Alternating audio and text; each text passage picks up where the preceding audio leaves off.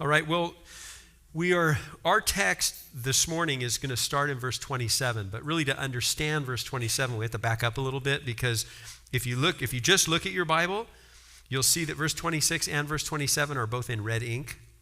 Okay, so they're both the words of Jesus. It's mid-conversation, so we want to kind of follow that conversation. So we're going to pick up in verse 23, draw your attention to a few words there.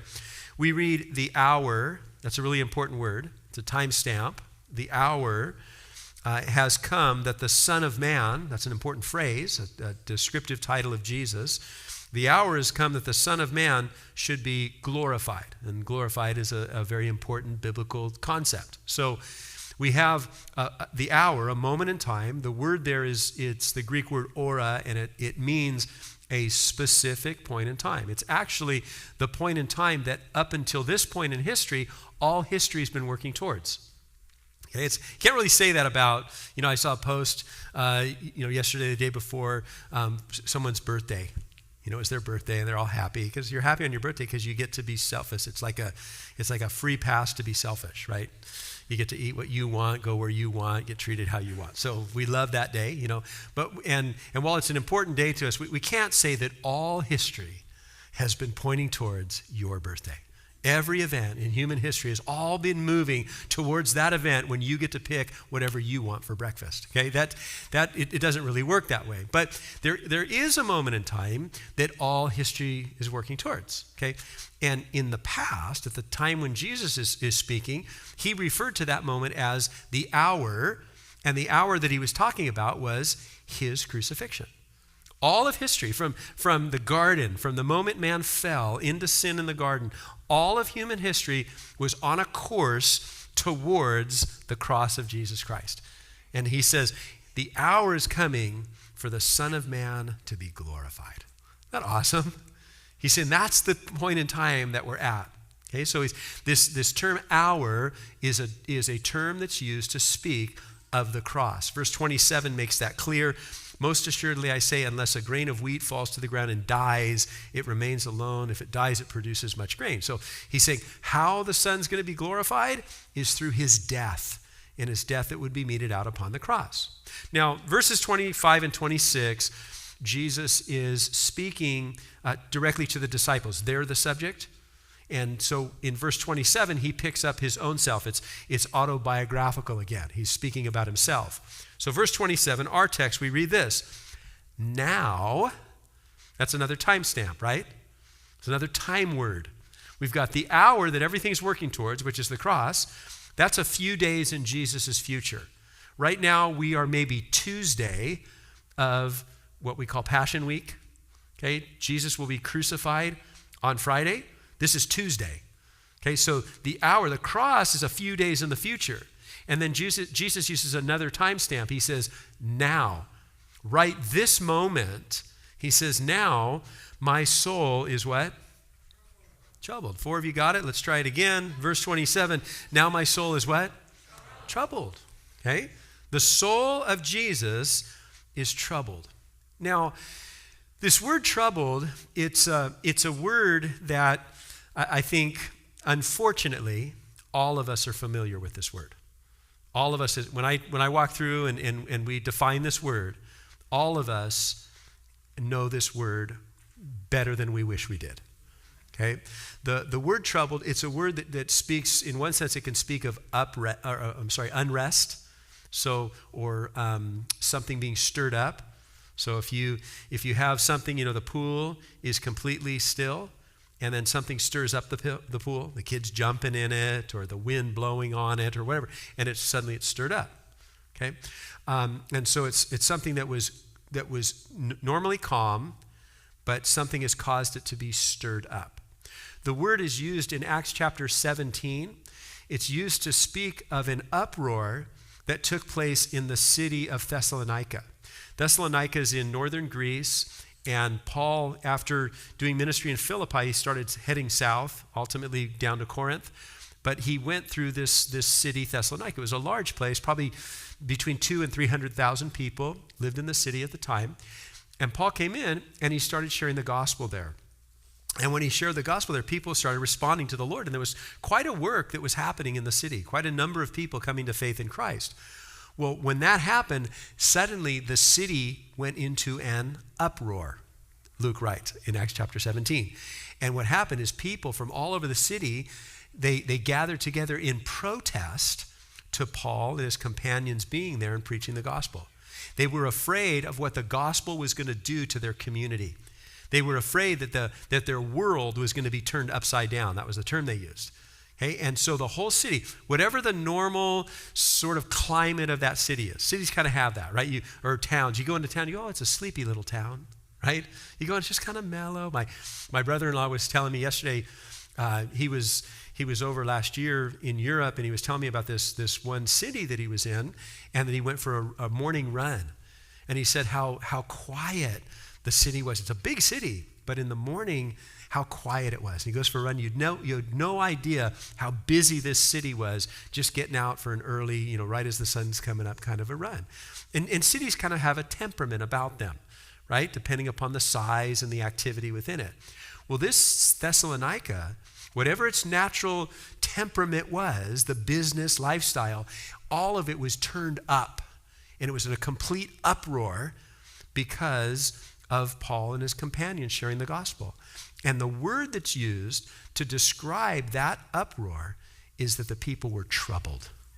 Same thing. Now, the word carries, so it's that kind of idea of a stirring up, but it's used here to speak of a particular aspect of Jesus' life that's being troubled. Let's take a look at it again, verse 27. Now my what? Soul. Okay, my soul's troubled. The word soul here, it's the Greek word psyche. Okay, we use that word today. And the interesting thing about the New Testament in the fact that it was written in the Greek language is that, God chose for the New Testament to be written in Greek. He could have picked any language, right? Any of the languages that existed then could have been chosen to be the language that the New Testament was expressed in originally.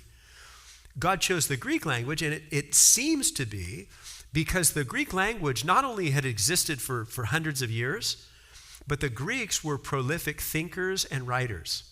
And so the concepts that are packaged into a word, they spent volumes and volumes writing about these concepts.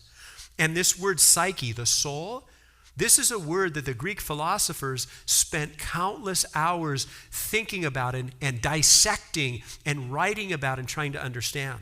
And the gist of what they came to is that the soul, the psyche, is the deepest part of humanity.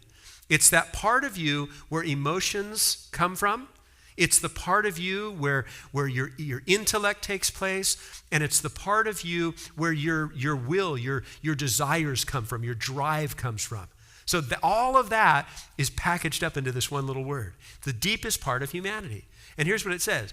It says, in the deepest part of who he is, Jesus' life is in a total uproar. That's what's happening here. He's troubled. The word carries the idea of intense anxiety. It carries the idea of distress. It can even carry the idea of fear. That's what Jesus is going through. That's remarkable, isn't it? Now, I told you when we got going that we all know this word better than we want to know it, right? Like each of us can say, I can speak of a time in my life when I was troubled. When I would say, at my soul, I was troubled. And then we could all say that what it was that troubled my soul was this. And it may have been the loss of someone that we love, or it may have been a diagnosis that came through. It may be a departure of someone in our life, and something that just undid us, and we know that experience, right? So we could say, if this was written about Jim, and it said, now Jim's soul was troubled, and he was troubled because of, and I could write out the experiences of my life, right? The question that we want to ask the text is, what was troubling the soul of Jesus? What was doing this to Jesus? Like, I know what did it to me. What did it to Jesus? And the first thing I want you to notice is what it wasn't. Like, what didn't undo the soul of Jesus? And you could pick, I haphazardly just chose a couple of scenarios. But one of the things I thought about was when Jesus was on that boat and they were going across the Sea of Galilee, and remember the storm hit? And the storm hits. And this boat is being captained by guys who are experienced sailors. They're experienced watermen. They probably built the boat that they were traveling on. And the waves begin to crash over the boat with such ferocity that these guys, these salty dogs, these guys are afraid. They think they're going to die. And yet the whole time Jesus is sleeping in the boat. He's totally unaffected by it. They think they're going to drown, and they're unaffected. Now, you may have, if you've ever had an experience of thinking that you're going to drown, you know what that's like, right? My friend Ronnie's here, and his brother-in-law surfs waves much bigger than humans should ride, and he had an experience just this summer where he had to be rescued. He had to get his hand up and he had to get rescued out of the water, and he's about as strong of a waterman as I've ever known in my life. And it's a scary experience, but it didn't seem to scare Jesus. He was all right with it. You know, when they got to the other side of the lake, I'd like to pretend that if I were on that boat, I wouldn't have been worried. I like to pretend that I would have been kicking it with Jesus, like, oh, don't worry, guys, just some water, little waves, they're not going to hurt you. We'll just, I'd like to think that I'd be that guy. But when they got to the other side of the shore, what they experienced next definitely would have troubled me. What they found on the other side of that lake was a naked, crazy guy, okay? That would undo me. When the naked guy is running at me, I'm done. I'm troubled. Seriously troubled by naked guy, okay? But Jesus was unaffected. He ministered to the guy. There's another account where Jesus is in his hometown, Nazareth, and he's at a synagogue, which is like a church, and he's sharing. He gets up and he starts sharing out of Isaiah. I'd love to be there for that Bible study. He reads through Isaiah. And when he's done with his message, the people in the synagogue respond by a group of them attacking Jesus physically. And they take him outside, and apparently the synagogue was on a cliff. And they took him outside the city, and they were going to throw him off the cliff and kill him. And Jesus was unaffected by it. He wasn't troubled. Now, I can tell you right now, if you're planning that after service, like if you're here and you're going, let's jump him afterwards, that would trouble me. I would be bothered by that, okay? Jesus is unaffected. He walks through their midst. There's another time, there's thousands and thousands of people in need. They're in need of food, and Jesus doesn't have any food. He's unaffected by it. There's another time when Jesus and the disciples can't pay their taxes. They don't have enough money to pay their taxes. They're going to be in trouble with the government. They can't afford to pay their taxes. And Jesus isn't troubled. It didn't undo him. There's another time when Jesus made this statement, and this statement has always struck me. He says, listen, foxes have holes. Remember that one? And birds of the air have nests, but I have nowhere to lay my head. He was homeless, not truly homeless. And I think his comparison, I would have compared it like this. Rich people have mansions. Middle-class people have 3-bedroom houses with a pool, and I don't even have anywhere to sleep. That would have been my comparison. He says foxes have a hole in the ground, and birds have, trash that they've made into a home, because that's what a nest is, right? It's tree trash that has been made into a home. That's what they live in. And then Jesus says, and I don't even have tree trash or a hole in the ground. I'm completely homeless. And yet, that didn't bother him. He wasn't undone by that. So here's my point in all of that. My point is, what it was that troubled him had to be deeper than not being able to pay your taxes and not being able to feed yourself and not having a place to live and having people that want to kill you and having naked guys run at you and having a storm trying to catch you. You understand? Like, it had to be deeper than those experiences what undid Jesus. So what was it? Well, let's take a look at our text, verse 27. Now, right this moment, my soul, the deepest part of me, is being undone. It's in upheaval. And what shall I say? Father, save me from this, what's that word? Hour. And then he says, but for this purpose I came to this, what? Hour. What did we say the hour was? The cross, right? Everything, all of humanity since the fall of man was all moving towards this one particular point in time when Jesus would pay for the sins of humanity. What is it that's undoing Jesus? It's the cross. It's what's in front of him. And so I want you to notice a couple of things. Number one, I want you to notice what he does. What does he do? Jesus, he says, my soul is troubled. What shall I say? Father? What do we call that when we turn our attention to our Father? There's a word for that. It starts with a P and it ends with a ray. What is it? That's a good job, right? We pray. That's what Jesus does. He's in this condition, his soul's troubled, and he prays.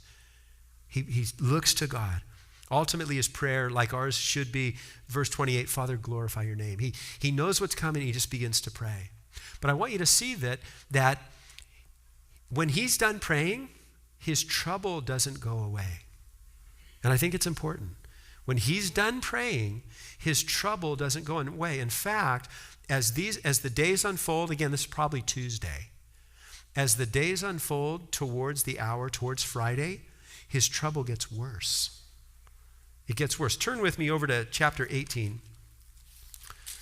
Chapter 18, verse 1. This chapter 18 takes place, they've gone to that upper room and they've sat down, they had that Passover meal together, and then Jesus instituted communion, and then they finished up, and the disciples and Jesus, they start walking, and they're walking from wherever the upper room was in Jerusalem. We don't know where it is. In fact, the old city is not the old city that he was in. So, but if you go to Israel with us, you'll get to go to an upper room, and from there we can walk the streets of the old city like Jesus would with his disciples, and he's walking and he shares chapters 14 and 15 and 16 and 17. It's just Jesus talking with his disciples as they walk out through the old city, and then they go out the east gate and they go over the brook Kidron and up the Mount of Olives. And here in chapter 18 it says, when Jesus had spoken these words, so that whole conversation, he went out with his disciples over the brook Kidron, where there was a garden, which he and his disciples entered. Now, what garden is that? Gethsemane, the garden of olive press, the garden of pressing together is kind of the idea. And Jesus goes up, and in somewhere on this hill that overlooks the city of Jerusalem, called the Mount of Olives, somewhere there were probably olive trees all over it. Somebody had a portion that belonged to them that was a garden of olive trees that Jesus and his disciples hung out in, they had access to, and they went to this place. Now, John doesn't give us details about what went on in Jesus at that point. John just talks about Judas coming and selling him out, and then what the story that unfolds from there. But the other gospel writers, Matthew, Mark, and Luke, they tell us about this episode in Jesus' life that transpires when he's in the garden. And they tell us about how he went into the garden and he fell down on his face before the Lord, alone, separate from the disciples. He fell down on his face. And we'll look at Luke's account. It's on the screen. Luke 22 says this. Jesus said, Father, if it is your will, take this cup away from me. Nevertheless, not my will, but yours be done. So I want you to see Jesus' prayer, it sort of the central focus of his prayer is a cup, right? There's a cup in his prayer. Now he's speaking symbolically. So he's got this cup. Here it is in front of him. And he's saying, Lord, I want you to take this cup away. I don't want to drink this. I don't want this. You take this away from me. But if you want me to, I will drink it. So the focus of the prayer is this cup. Now, the prophet wrote about this cup and called it the cup of God's indignation, or the cup of God's judgment. In other words, what was in that cup, it's not Kool-Aid, okay, it's, what's inside this cup is the judgment of God upon the sin of humanity. That's what's in the cup. And Jesus is sitting there, and he's struggling, praying about this cup. Now, we'll come back to this verse in just a second. The next verse says, angels came and ministered to him, and then the next verse says this, and being in, what's that word? Agony. Being in agony, he prayed more earnestly. What did he pray before? About the cup, right? That's what he's praying about. So he's in agony praying about the cup, and then he starts to sweat blood. So let's notice two things. Number one, let's notice that the trouble that he had on Tuesday has not gone away on Friday, has it? In fact, that trouble got worse. So much so that he is sweating blood. He's going through an emotional condition that is so severe that his body, through his pores, he's beginning to secrete blood. The medical term for that is hematidrosis. And he's going through this intensity. Now, while this is happening, we read he was in agony. Now, the word agony has a couple of meanings. It's the Greek word is agonizo, so it's not hard to remember. But the word means severe pain, right? That's how we would use it. Like you have different levels of pain. You use different words to describe it. Or you go to the doctor. I like this one. If you're a doctor or nurse or whatever, you say, describe your pain, 1 to 10. It's like, it hurts. Like, I don't know, Here, hit my thumb really hard with a hammer and tell me what number that is, and then I'll compare it to it. Okay, I just know I'm hurting, right? But when you're in super pain, that's the word agony. I remember when I broke my foot last year, and I was in super pain, okay? I would call that one agony. I was in absolute agony. My son Trevor had to carry me. I couldn't even get out of the car. I broke it in the water, and then I had some people carry me from the water to my car, and then I drove home, and my son carried me from the car into the house, and I was in pain. I was in agony. So we use that word, right? A few times in your life, you'd say you're in agony. But the word is a word that carries the idea of actually like a wrestling match. An agonizo is a contest. It's a wrestling match. And so when Jesus is here in the garden, remember, the subject's this cup, God's judgment. Okay? The judgment for sin, it's the cup. And he's going to have to drink it. And so there's a contest going on inside of Jesus, a wrestling going on inside of Jesus. Here's the wrestling match. On one side of the ring is the desire that is propelling Jesus forward to the cross. Everything that's pushing Jesus to the cross is on one side of the ring. And on the other side of the ring is what he will experience on the cross. Okay, I'm going to say that again. You got this contest, wrestling match. On one side, you've got that which is propelling Jesus forward to the cross. On the other side, you have what Jesus is going to experience when he goes on the cross. And that's the wrestling match. That's the agonizo. That's why he's praying so earnestly about this cup. Let's talk about both those things. Number one, what is it that propelled Jesus forward to the cross? Let's look at John 13, verse 1. John 13, verse 1. This is one of those verses that at least the last two lines is worth putting to memory. Okay, it's a great verse. We read, before the feast of Passover, when Jesus knew that his hour, what's the hour? The cross. He knew that his hour had come, that he would depart from this world and go to the Father. And here's the line you want to put in memory banks. Having loved his own who were in the world. And then look at the last line. He loved them to the end. Isn't that awesome? Now, John's writing this. John's writing this 50 years later. And John says, and he loved us to the end, the whole way. So what was that propelling force that was pushing Jesus to the cross? His love for us. That's why he went, right? There's a great verse in Hebrews 12, verse 2. And it says this, looking unto Jesus. So look at Jesus. And it says he's the author and finisher of our faith. And it says, who for the joy that was before him, so the joy in front of him, he endured the cross. He pushed forward through the cross. Why? Because of the joy that was in front of him. So on that one side of the ring, what's motivating Jesus is the joy that's in front of him. Okay? That joy is you and I being in a relationship with God. The joy that pushed Jesus forward was, listen, he knew when I go to that cross and I bleed and die, I'm going to make it possible for each and every one of us to go to heaven. That's what propelled him. But you know what else? It also made it possible for you and I, when we are troubled, we can be in a relationship with God where he can minister to us in our trouble. Because Jesus went to the cross. In other words, when you're in upheaval, you might be saying, Jim, listen, you're talking about being troubled. I'm not thinking about 2 years ago. I'm thinking about right this second. That's my life right now. I'm in the midst of this turmoil. Well, listen, because Jesus went to the cross, you can be in a relationship with God where in your trouble you can have peace, you can have joy, you can have comfort, you can have strength, you can have hope, you can have direction. Jesus can do all that. Why? Because he went to the cross. That's what pushed him forward. Okay? So that's one side of the ring. on the other side of the ring in the wrestling match that Jesus is agonizing over in the garden, that starts here on Tuesday. The other side is what he would experience on the cross. Let's go back to our text in chapter 12.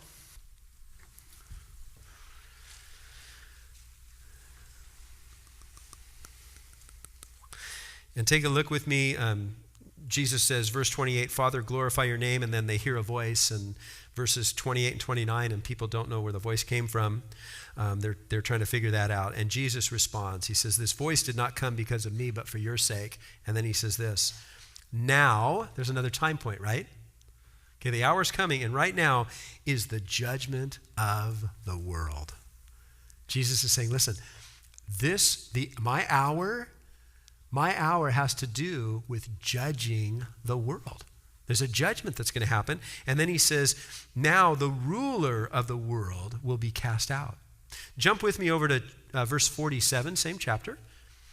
Jesus says this, if anyone hears my words and does not believe, I do not judge him. Isn't that interesting? Somebody hears my words and doesn't believe, I don't judge him. He keeps going and says, for I did not come to judge the world, but to do what? Save the world. Jesus didn't come to judge the world. You go, really? That's interesting. How come? Well, because we're already judged. Our sins judge us and condemn us. That's our condition. We're condemned. We're separated from God. We can't go to heaven. We can't have a relationship with God. That's our condition. Jesus came to fix that. Jesus came to undo what happened in the garden. Jesus came to deal with the problem of sin. And he's saying, listen, when I go to the cross, here's what's going to happen. When I go to the cross, I'm judging the world. I'm taking the world's judgment upon myself. Let's go back to that verse in Luke 22, the first one. It says this, when Jesus prayed and he said, let this cup, or take this cup away from me. Nevertheless, what's the cup? It's God's judgment. And when he pushes it away, like, Lord, I don't want to drink this cup. Like, I don't want to drink your judgment. I don't want to drink your wrath, Father. Nevertheless, what you want, and the cup comes back, right? The Father says, you need to drink the cup. And Jesus goes to the cross to pay for our sin. Now, I don't know if I should share this story, but my wife's not here to stop me. So I was, a number of years ago, I went to Ghana, West Africa, my first trip to Ghana, West Africa. And among other things, we ended up at a church, and there were about 8 of us that were on this team. And so we came, and the music was already going when we got there, and they finished the worship set, and then they invited, I think Gary came up, and Gary shared just like a brief testimony or encouragement, and then they invited me to come teach. So I came and I taught a Bible study. And when I finished, the band came back up and they played a few songs, and people are celebrating again. And then the songs ended, and I didn't know the program. They didn't give me a program sheet. So then the guy came up again, and then he introduced Rich Chafin, and Rich Chafin came up and taught a whole Bible study.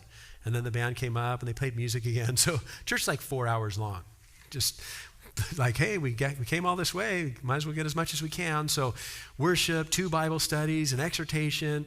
And then when they were done, we're kind of just mingling, talking, and they set tables up on the stage.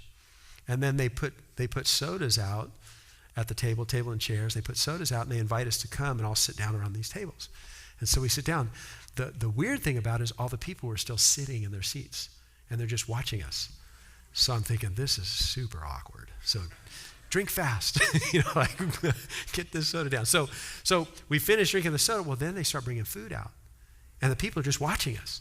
And they bring food out, and the first thing they brought out was salad.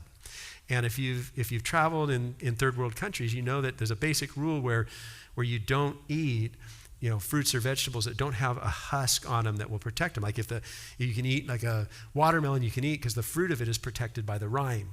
But you don't want to eat lettuce because it's washed in the water that has the contaminations that their bodies are used to and ours aren't. So you're going to get sick. Well, they bring this lettuce. And there's a full salad. And so we look, but the church is watching. It's like, all right, here we go. So So I just figured I've got one approach to this. I'm going to go as fast and hard as I can. Just put my head down and eat fast. So I put my head down. I just boom, boom, boom, and down this bowl of salad. And I look up like, yes, I'm done. And right across from me was my friend Rich. And Rich is the leader of the whole ministry. So kind of all eyes are on him. And I look up and he's still chewing, trying to swallow, I think, his first bite. And he looks at me and goes, I can't do it. I can't eat this. And so probably the only time I've ever been selfless in my life. And I just, as quickly as I could, I just switched bowls with him. Like, I'll take a bullet for you, friend. And so then I just put my head down and I start going again. Well, the salad, it had a bunch of stuff in it, including like hard-boiled egg. And the dressing was made of fish oil. And the fish oil is made out of the rotting insides of a fish. So you bury the sack, it rots, the oil, and they pour that on. Why, I don't know, but that's what it was, and it was foul. And as I'm eating, I hit the, I told you, my wife wasn't here to stop me, so I'm just going to keep going. So I hit this half of an egg, and it's made a bowl, but I'm just head down going, so I don't realize it. And I bite, that whole bowl was filled with that fish oil, and when I bit into it, it exploded inside my mouth. And everything that was here started to come up here. And you know when your mouth's watering and you're sweating and you know you're throwing up, like there's nothing that can stop this. And I'm there and I'm trying to breathe, I'm trying to calm myself down, and I know I'm gonna throw up all over the place, and the church is watching. And so my head's down, I'm just going, God, help me, please help me. Like I'm agonizing, I'm in trouble. And that was my experience. And I'm there, just pleading, and somehow it settled. And I went, and I looked up, and I just kind of pushed the bowl away from me like this, and like I'm done, I'm out. Like this cup is passing from me. Like, and I push it, and I look up, and Rich is like staring at me, and I go, man, I almost threw up. And he goes, I know, I was praying for you. But listen. Then he said, and then he said, I was actually praying that you would throw up, because then that would be the funniest thing that we've ever done together. Like, you eat your salad, buddy, okay? You get like serious business. But listen, there's the cup, and I didn't want that cup. Like, it's passing from me. So I told you, my wife wasn't here to stop me, so I told you that story. But here's the idea. Jesus is agonizing because on one hand, he loves us and wants to save us. But on the other hand, when he goes to the cross, the judgment of our sin is going to be placed on Jesus. That's what's going to happen. There's an exchange. Paul writes about it in 2 Corinthians 5. He says this, he who knew no sin, Jesus, became sin for us, that we might become the righteousness of God in him. Here's what happens. Listen, when Jesus went to the cross, all of our sin, the sin itself, the guilt of sin and the penalty of sin was all placed on Jesus. That's what happened. Like some of us here are struggling to walk with the Lord today because of the weight of the sin that we've committed in the past. And that weight is like an anchor. And you struggle so hard through life because you're dragging this heavy anchor behind you. Do you know Jesus took that? You don't have to live like that. No matter how big or how devastating that sin in your past is that's crippling you in the present, you don't have to carry that. Jesus carried it. He went to the cross and he bore the weight of all of that guilt upon himself so that you don't have to wear it. And then he also paid for it. Do you know the Bible speaks of the cross as a ransom? That's a money word. Jesus paid for sin because he took its penalty. And the penalty of sin is separation from God. And on the cross, Jesus cried out, my God, why have you forsaken me? When he took the penalty for our sin upon himself and paid for it. So Jesus is agonizing here. His soul's all ripped up because he knows, I love you and I want to spend eternity with you. But for that to happen, I'm going to take all of your sin upon myself. And I'm going to take all the guilt of that sin upon myself. And I'm going to take all the penalty of that sin upon myself. I'm going to take it, and I'm going to experience all of its horror and all of its penalty so that you don't have to. That's why he agonized. That's why his soul's all mixed up. Now, one more thing I want you to see, and we'll close it up with this. There's another thing that troubled the soul of Jesus. And I never saw this till this week studying this. And it hit me like a ton of bricks. Take a look over in chapter 13 at verse 21. Chapter 13, verse 21.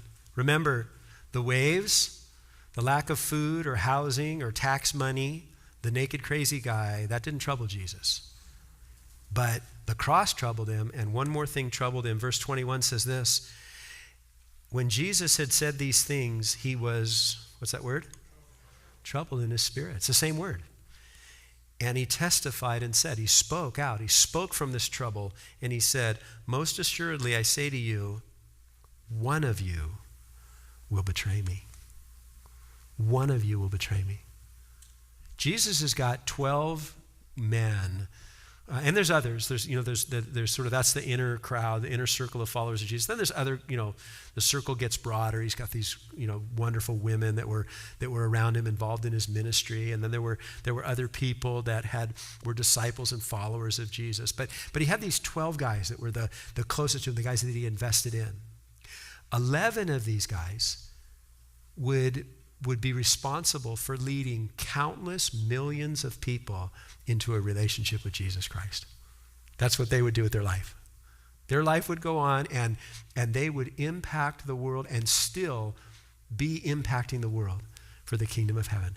Your life has been impacted by their writing. One verse that just undoes you or just absolutely draws you to the Lord, and it's the writing of one of these guys. And they would change the world, 11 of these guys. But Jesus' heart is broken because one of them will turn from him. Judas, right? I just think, how tremendous is that? It's not like Jesus is going, it's cool. There's 100 of us here, so if I get 65, I'm stoked. Like Jesus, his heart breaks over the one.